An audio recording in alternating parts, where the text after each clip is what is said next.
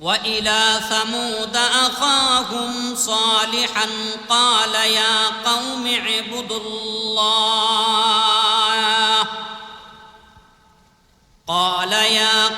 اعبدوا الله ما لكم من إله غيره قد جاءتكم بينة من ربكم هذه ناقة الله لكم آية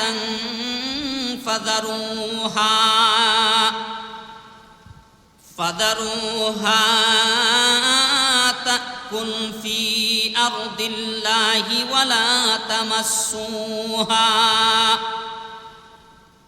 ولا تمسوها بسوء فيأخذكم عذاب أليم।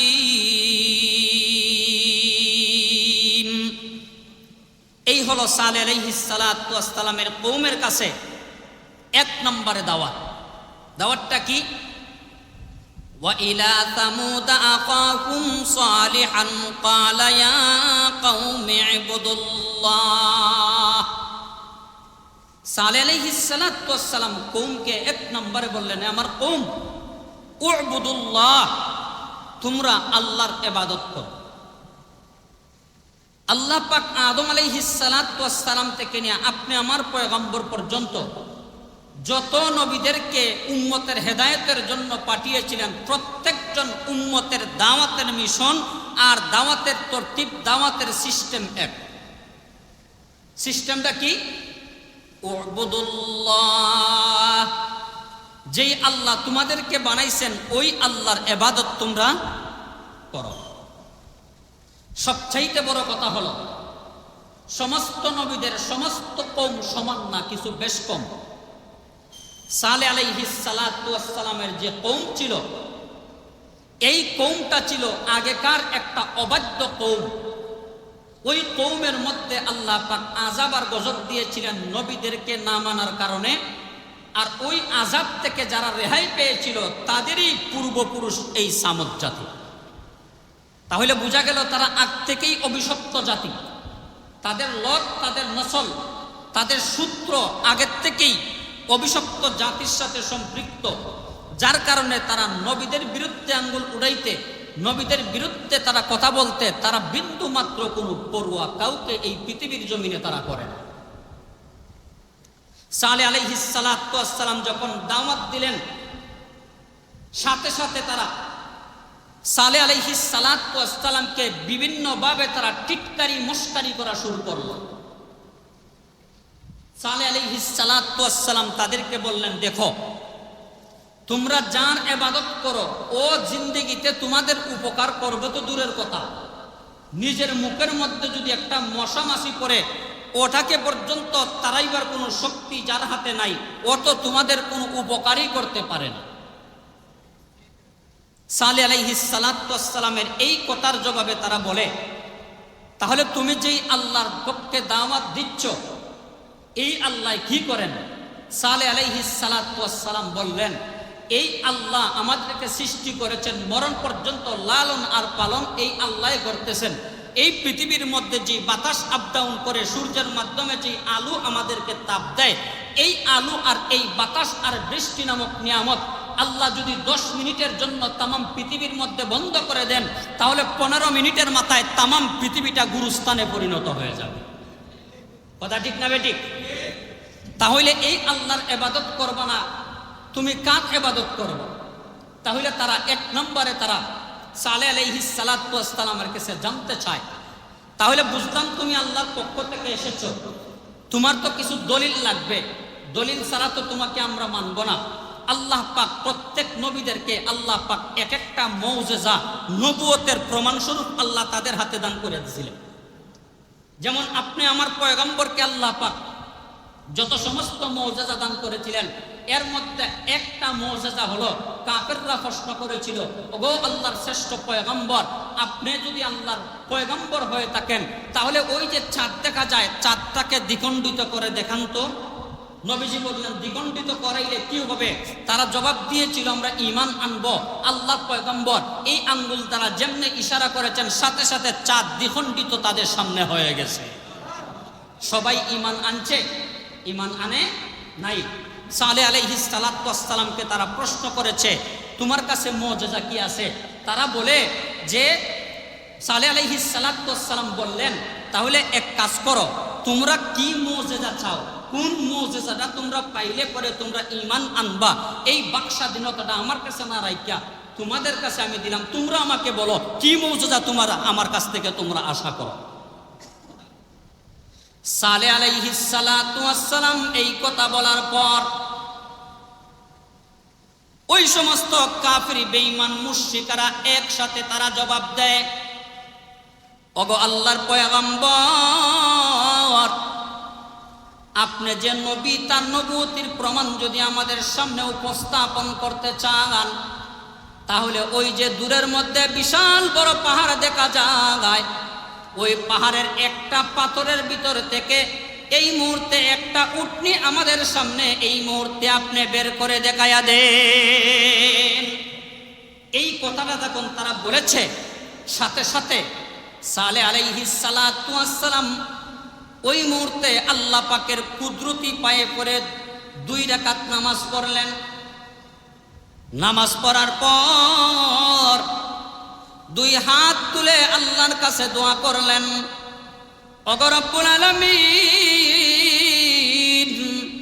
আমার কওমেরা ঈমান আনার জন্য যেই মুজিজা গো আল্লাহ আমার কাছে চেয়েছে, আল্লাহ মেহেরবানি করে এই মুজিজাটা আল্লাহ সবার সামনে প্রকাশ করে দাও। রব্বুল আলামিন বলেন আমার পয়গম্বর আপনি টেনশন করিয়েন না, আমি আল্লাহ এই মুহূর্তে আপনার 2 হাতের দোয়াকে কবুল আর মঞ্জুর কইরা এই মুহূর্তে আমি আল্লাহর কুদরতি পক্ষ থেকে বিশাল বড় এই পাথর থেকে তাদের সামনে বিশাল বড় গাবী একটা উটনি তাদের সামনে বের করে দিলাম। তাদের সামনে যখন আল্লাহ পাক বের করে দিয়েছেন বিশাল বড় একটা উটনি তাদের সামনে বের হয়ে চিল্লাচিল্লি করা শুরু করেছে। জুড়ে বলেন সুবহানাল্লাহ। আচ্ছা, তাদের এই দাবি বাস্তবায়ন হয়েছে? তো বাস্তবায়ন হয়েছে। যখন তাদের সামনে বাস্তবায়ন হয়েছে তখন তারা টিটকারি মস্কারির পর্যায়টা অন্যরকম নিয়ে তারা বলে এই সালে আমাদের মনে হয় আমাদের সামনে এই মুহূর্তে জাদুবিদ্যা অর্জন করে আমাদের সামনে এই জাদুটা দেখাইয়া দিয়েছে। নাউজুবিল্লাহ বলেন। কিন্তু এই কথাটা সবাই বলেন নাই, কিছু সংখ্যক মানুষ ওই মুহূর্তে কালেমা পড়ে মুসলমান হয়ে গেছে, আর কিছু সংখ্যক মানুষ ওই জায়গা থেকে সালেহ আলাইহিস সালাতু ওয়াস সালামকে টিটকারি মস্কারি করা শুরু করে দিয়েছে। তবে সবচেয়ে বড় মজার কথা হলো যারা যারা এই জায়গা থেকে বৈশা ঈমান আনছে মুজিজা দেখিয়া, ওই জায়গার মধ্যে যারা বসা ছিল ওই স্থানের সবচেয়ে বড় নেতাটা ওই মুহূর্তে সালেহ পয়গম্বরের হাতে হাত রেখে মুসলমান হয়ে গেছে। এই জায়গার সবচেয়ে বড় নেতা, কওমের নয়, সবচেয়ে বড় নেতা ওই জায়গার মধ্যে হাতে হাত রেখে মুসলমান হয়ে গেছে। বাকি নেতৃবৃন্দরা হাত করে তাকিয়ে আছে। যারা ঈমান আনতে চায় তাদেরকে বারবার তারা বাধা দেয়। আল্লাহু আকবার। ওই মুহূর্তে তারা পদক্ষেপ নিয়েছে এই উটনিটাকে কি করা যায়। তত্ত্বাবধানে তো থাকবে পয়গম্বরের, কিন্তু উটনিটাকে কি করা যায়? এটা যত জমিনের মধ্যে চড়বে তত সালেহ পয়গম্বরের মুজিজা কওমের কাছে প্রকাশ হবে। এই উটনিটাকে কি করা যায়? আল্লাহু আকবার। দেখা যায় তাদের উটের ফাল যখন কুয়ার মধ্যে যায় পানি পান করতে, আর আল্লাহর পক্ষ থেকে কুদরতের নিশানা, উটনিটা যখন যায় পানি পান করতে তখন এক টান দেয়, কুয়ার সমস্ত পানি আল্লাহর কুদরতের নিশানা উটের পেটের ভিতরে ঢুকায়া দেয়। সালেহ আলাইহিস সালাতু ওয়াস সালামের কাছে তারা দ্বিতীয় দিন গিয়েছে। ওগো আল্লাহর পয়গম্বর, যেই উট আল্লাহর পক্ষ থেকে আপনি চেয়ে আমাদের সামনে নবুয়তির প্রমাণ হিসাবে আনলেন, ওগো আল্লাহর পয়গম্বর, এই উটটি তো আমাদের জন্য বিপদের কারণ হয়ে দাঁড়িয়েছে। আল্লাহর পয়গম্বর বলেন কি কি বিপদ তোমাদের জন্য হয়েছে? ওই কওমেরা বলে, আল্লাহর পয়গম্বর, এই উটটা যখন ওই কুয়ার মধ্যে পানি পান করতে চায়, সমস্ত পানি তার পেটের ভিতরে ঢুকায়া দেয়, বাকি সমস্ত পানি আর তার পেটের ভিতরে যখন ঢুকে, এক পুরা পানি পর্যন্ত আমাদের গোত্রের কোন উটের পেটের মধ্যে যাইতে পারে না। ওগো আল্লাহর পয়গম্বর, মেহেরবানি করে আপনার আল্লাহর কাছ থেকে একটা সুযোগ নিয়া এমন একটা ব্যবস্থা করে দেন, যাতে করে আমাদের কওমের প্রত্যেকটা মানুষের প্রত্যেকটা উট ওই কুয়া থেকে মরণ পর্যন্ত পানি পান করার একটা সুযোগ তারা পায়। এমন একটা ব্যবস্থা আপনি কইরা দেন। আল্লাহু আকবার।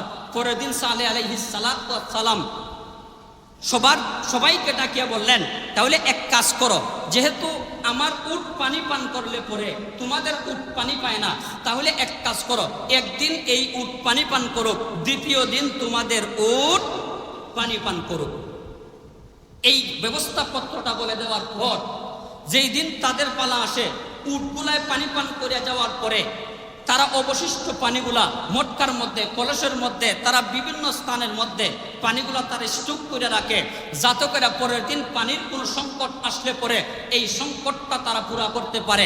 এইগুলা বলা বলি করতে করতে, এইগুলা পালাক্রমে চালাইতে চালাইতে চালাইতে চালাইতে এক পর্যায়ে তারা অতিষ্ঠ হয়ে গেছে যে না, একদিন আমাদের উটগুলা পানি পান করবে, আরেকদিন আল্লাহর নিদর্শন এই উটটা পানি পান করবে, তা আমরা বরদাস্ত করতে পারবো না।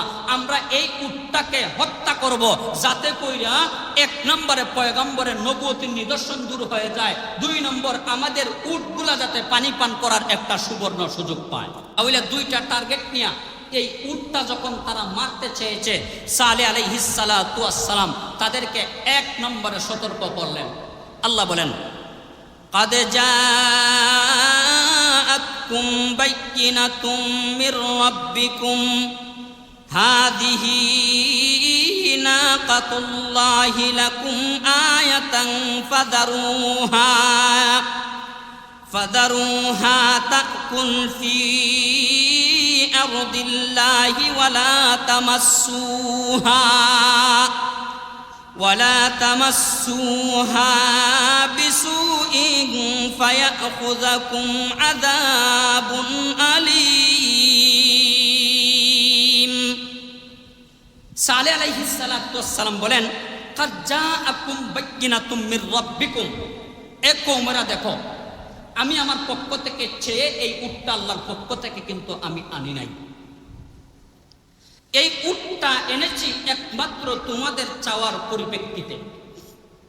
পৃথিবীর কোনো মাখলুকের মালিকানায় যদি এই জানোয়ারটা থাকতো, তার একটা অবস্থা হইতো, যেহেতু এই জানোয়ারটা, এই উটটা সরাসরি আল্লাহর পক্ষ থেকে এসেছে, সুতরাং তার অবস্থাটা কিন্তু ভিন্ন রকম।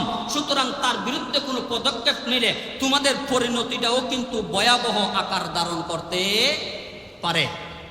এই কথাটা শোনার পর যেই সমস্ত কাফের কুফাররা কট্টর ছিল, ওই সমস্ত কাফের কুফারেরা সালেহ আলাইহিস সালাতু ওয়াস সালামের বিরুদ্ধে বৃদ্ধাঙ্গুলি প্রদর্শন করে বলে যে এই উটকে আমরা মারবো, আমরা ওয়াদা করেছি, তোমার পালনকর্তার পক্ষ থেকে তুমি কি চেয়ে নিয়ে আসবা আমাদের বিরুদ্ধে, তোমাকেও আমরা স্বাধীনতা দিলাম। নাউজুবিল্লাহ বলেন।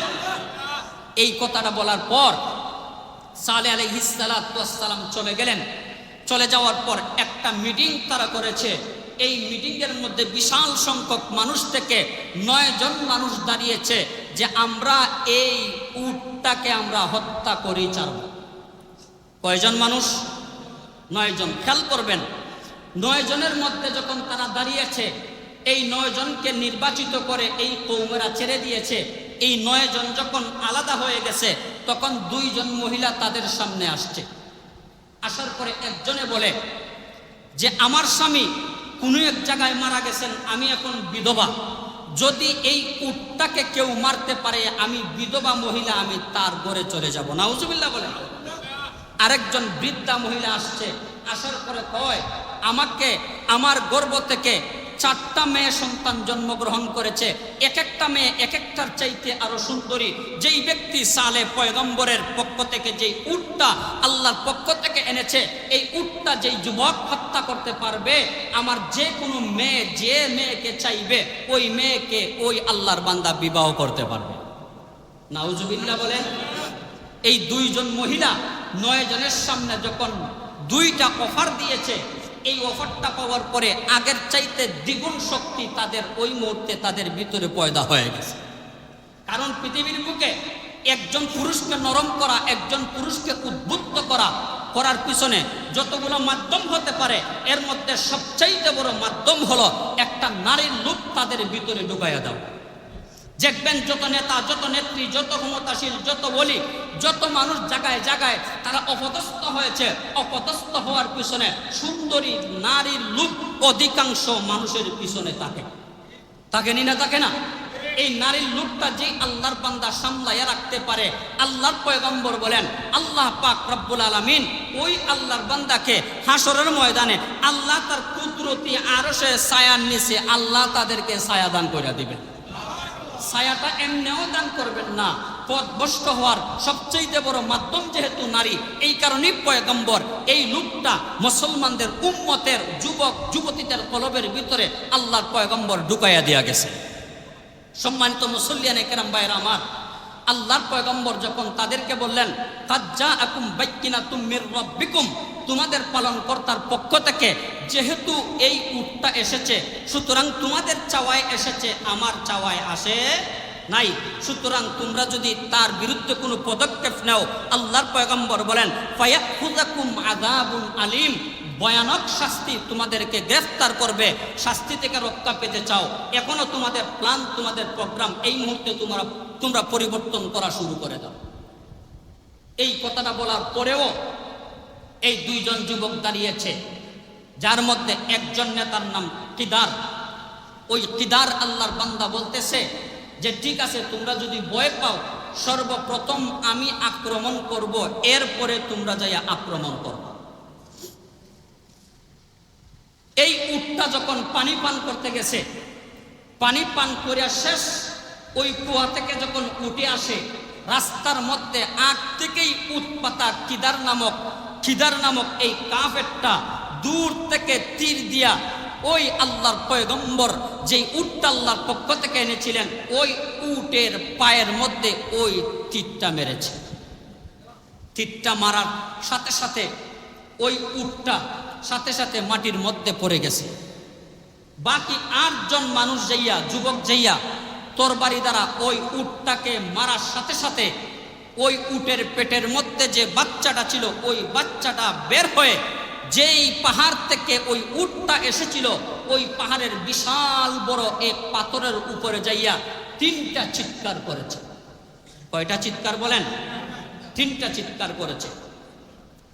সালেহ আলাইহিস সালাতু ওয়াস সালামের কানের মধ্যে গিয়েছে, এই উটকে তারা হত্যা করেছে।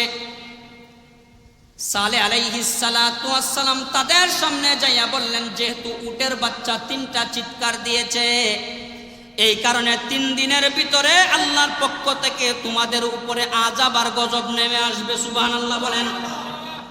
আল্লাহর পয়গম্বর বলেন, বারবার তোমাদেরকে আমি সতর্ক করার পরেও তোমরা সতর্ক হও নাই।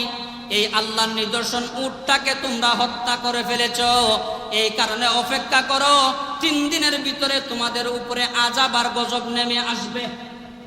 এই 3 দিন আলটিমেটাম দেওয়ার সাথে সাথে 3 নম্বর দিন, এই দিন না, 3 নম্বর দিনটা ছিল, প্রথম দিনটা ছিল বুধবার, বৃহস্পতিবার থেকে তাদের উপরে আযাব নেমে আসবে। আল্লাহু আকবার। বুধবারের দিনগত রাত্রে, অর্থাৎ বৃহস্পতিবারের রাত্রে তারা আরেকটা প্ল্যান প্রোগ্রাম করেছে। তাহলে আমরা যখন হত্যা করা শুরু করে দিয়েছি, তাহলে থামার দরকার নাই, পয়গম্বরকেও আমরা হত্যা করার চেষ্টা আমরা করি। নাউজুবিল্লাহ, আরো আসতে বলেন। সালেহ আলাইহিস সালাতু ওয়াস সালামকে হত্যা করার জন্য রাতের বেলা পয়গম্বরের ঘরের দরজার সামনে তারা গিয়েছে। যেই মুহূর্তে আল্লাহর পয়গম্বরের ঘরের দরজার সামনে গিয়েছে, যাওয়ার পরে তাদের চোখের সামনে ভেসে এসেছে বিশাল বড় একটা বাহিনী পয়গম্বরের ঘরের দরজার সামনে দাঁড়িয়ে তাদের বিরুদ্ধে ওই মুহূর্তে দাঁড়িয়েছে। যেই মুহূর্তে কাফের বেঈমান মুশরিক পয়গম্বরের ঘরের ভিতরে ঢুকতে চায়, বিশাল বড় ওই বাহিনীটা ওই মুহূর্তে তাদেরকে আক্রমণ করার জন্য তাদের দিকে যায়। একবার, দুইবার, তিনবার যাওয়ার পরে কোন রকম ভাবে যখন হত্যা করতে পারে না, আল্লাহর পয়গম্বর বলেন, একবার তোমরা উটের বিরুদ্ধে পদক্ষেপ নিয়েছো, আবার যদি আমি পয়গম্বরের বিরুদ্ধে পদক্ষেপ নাও, তাহলে আল্লাহর দরজার বাঁধ ভেঙে যাবে। আল্লাহর পক্ষ থেকে, আসমান থেকে নগদ তোমাদের উপরে আযাব আর গজব নেমে আসবে। বারবার পয়গম্বরের গড়ার দিকে যায়, পয়গম্বরকে হত্যা করার জন্য, এই চিরদিন দিগিতে এই দুনিয়া থেকে উঠিয়ে দেওয়ার জন্য। কিন্তু বারবার যখন তারা ব্যর্থ হয়ে যায়, এমন করতে করতে রাত শেষ হয়ে যায়। পূর্ব দিক থেকে যখন সূর্য উদিত হয়, বৃহস্পতিবারের প্রথম দিনে তাদের চেহারার অবস্থা, তাদের চেহারার রং সূর্য ওঠার সাথে সাথে পরিবর্তন হয়ে যায়। এক নম্বর বৃহস্পতিবার দিন, এক নম্বর দিন তাফসীরের কিতাবের মধ্যে আছে, এক নম্বরে প্রথম দিন তাদের চেহারা হলুদ বর্ণ হয়ে যায়। সবাই বলেন কি বর্ণ? হলুদ বর্ণ হয়ে যায়। তাদের কওমের মধ্যে কিছু মানুষ ছিল কালো, কিছু মানুষ ছিল সাদা, কিছু মানুষ ছিল লাল। ভিন্ন ভিন্ন বর্ণ দিয়ে আল্লাহ পৃথিবীর ওই মানুষগুলাকে আল্লাহ সাজিয়েছেন। রব্বুল আলামিন বলেন, প্রথম দিনে সমস্ত মানুষের চেহারা একরকম হয়ে যায়। একজনের চেহারার দিকে আরেকজন তাকায়, ওই ভাই আমি তো জানি তোমার চেহারাটা ছিল কালো, এই মুহূর্তে তোমার চেহারা হলুদ বর্ণ হয়ে গেল কেন? ওই আল্লাহর বান্দা বলে, আমি তো জানি তোমার চেহারাটা আমার চেহারার চাইতে সাদা ছিল, তোমার চেহারাটাও তো এই মুহূর্তে হলুদ বর্ণ হয়ে যায়। আল্লাহু আকবার। আল্লাহ এমন করতে করতে সূর্য ডুবে যায়। দ্বিতীয় দিন যখন সূর্য পূর্ব আকাশে উদিত হয়, তখন দ্বিতীয় দিন সমস্ত মানুষের চেহারা লাল হয়ে যায়। আল্লাহর পয়গম্বর বলেন, আর আল্লাহর পক্ষ থেকে এই আযাব আর গজব থেকে রেহাই পাওয়ার কোনো সম্ভাবনা নাই। তিন নম্বর দিন যখন শনিবার হয়ে যায়, শনিবারে সমস্ত মানুষের চেহারা ওই মুহূর্তে কালো হয়ে যায়। আল্লাহর পক্ষ থেকে পয়গম্বর বলেন, আল্লাহর পক্ষ থেকে আর এই গজব থেকে রেহাই পাওয়ার মতন কোনো সম্ভাবনা নাই।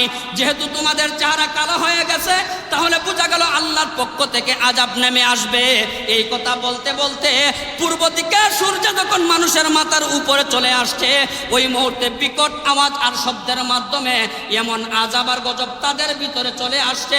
সাথে সাথে আল্লাহর পক্ষ থেকে আযাব আর গজব, আসমান থেকে বিকট আওয়াজ, জমিন থেকে ভূমিকম্প নামক আওয়াজ, দুইটা আওয়াজ যখন আসমান এবং জমিন থেকে নেমে আসছে, সাথে সাথে সমস্ত মানুষের সামনে ওই মুহূর্তে কওমের সমস্ত মানুষেরা ওই মুহূর্তে ইন্তেকাল করেছে।